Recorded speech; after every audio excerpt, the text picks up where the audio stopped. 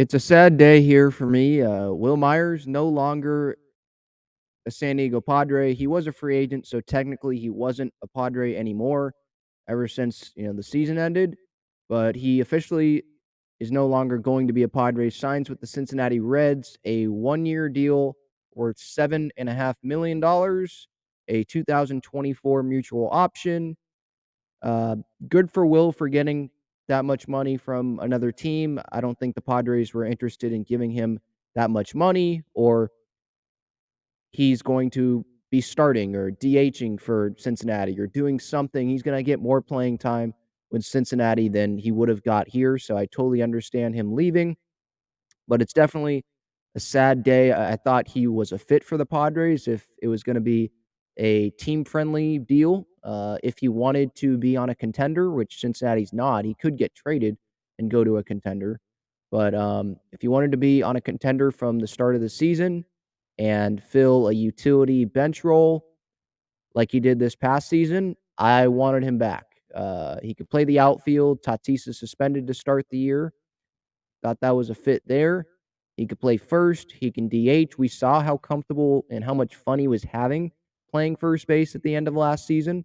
So he could have done that if the Padres wanted Cronenworth at second or they trade Kim and have Carpenter DH. Like that could have happened as well.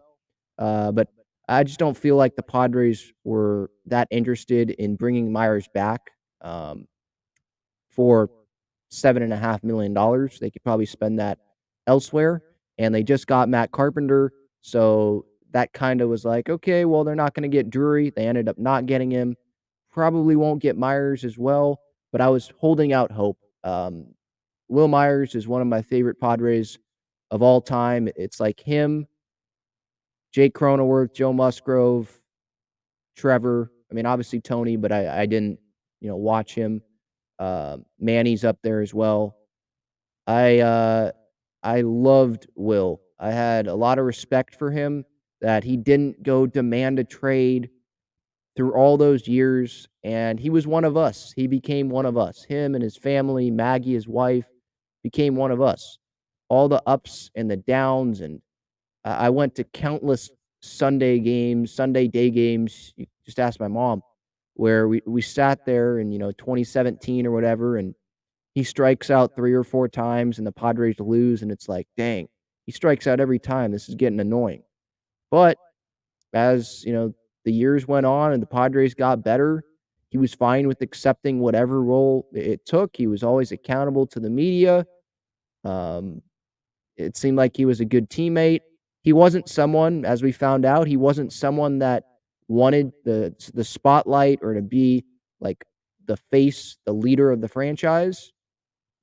But that was okay because he was willing to take on other roles and just help out the team in any way that he could.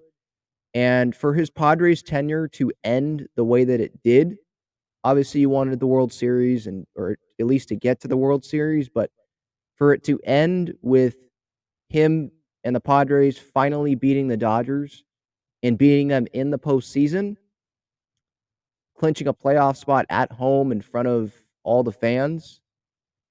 Um, I didn't want it to end any other way.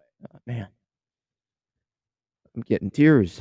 Um, because I just remember, him celebrating with the fans and him and Manny walking off the field when they clinched the playoff spot and clapping to the fans. It was just like a moment where it was like, man, this paid off. Like this is great. All these years of him, like, being the guy, like, the only guy in the lineup, and then these last few years, adding Manny and Tatis and all these players, obviously, um, not then he wasn't the guy, but he still had that spot, in a lot of diehard Padre fans' hearts, right? He always will. I hope that when he comes to Petco Park, whenever Cincinnati does, I hope that he'll get a standing ovation. Just getting back to that point, though, of there's no other way that I think he'd rather have had that Padres tenure end, except in winning a World Series. But being able to beat the Dodgers and going into the bars in downtown San Diego and, buying everyone beers, uh, and just being able to celebrate with the fans, going outside the parking garage and high-fiving fans out there. Um, he'll be missed, that's for sure. Um, I don't know what's I don't know what else to say. It sucks that he's not gonna be a Padre. Obviously wish him well, and, hopefully he'll probably get traded, right? Because he's on the Reds, that's not a contender, so he'll probably get traded to another team. Hopefully, it's an American League team and it's not a National League team, specifically a National League, West team, other than the Padres. I don't wanna see him donning another uniform. I don't want him seeing donning a Dodger uniform or something like that. But obviously, wish him well, wish his family well. But it's it's a disappointing day. I'm sure I'll have a lot more thoughts on this, um, as the days go on. Um, so stay tuned for that stuff. Myers, 2016 was his all-star year, right? He had the 115 OPS plus. He never lived up to that again with the Padres, excluding 2020, but that was a short year. But every year that he was with the Padres, 2015 on, his OPS was over 700, 713 or better. 713 was his OPS this past year. Um, he was not terrible with the Padres.